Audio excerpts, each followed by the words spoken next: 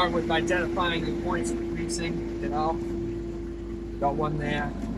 It's good to wipe it with a rag, or even take a screwdriver and clean around your grease fitter.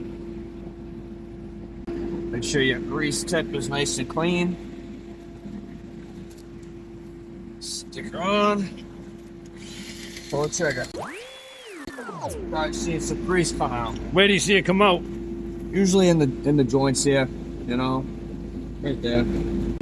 Wipe. You don't want the sands to get in there, because then you got to replace the grease fitter. This one's taking a lot of grease. Guess it needed it. Where should it come out? You know, in between. Oh yeah, Oh, see yeah, it here coming out. there it is. See it here coming out. Good to go. Give it a couple more. And then wipe the excess.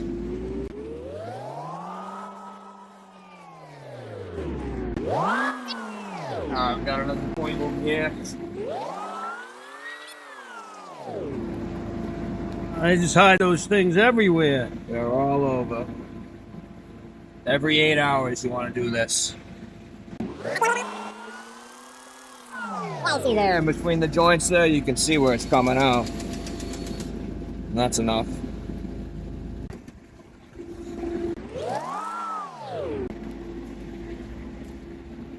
What's that?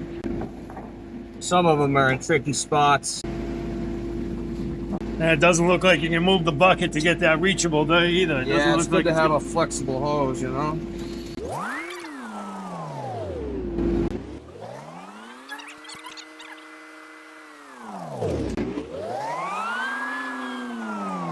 A lot of editing in this one. Yeah. What is this greasing? That's your spin movement. The excavator spins around. I'd say we needed that.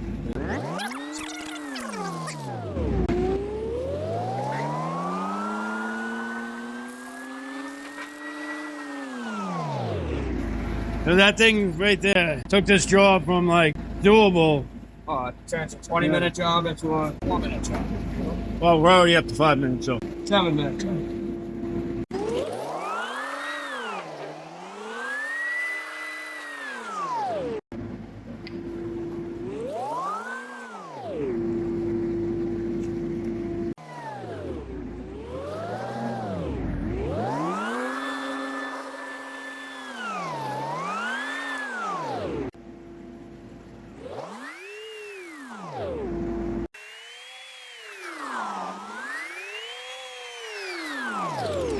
How do you know when your grease gun's empty?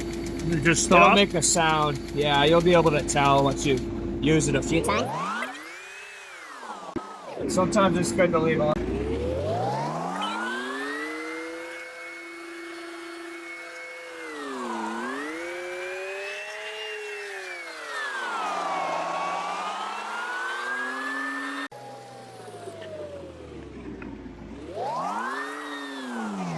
There you go.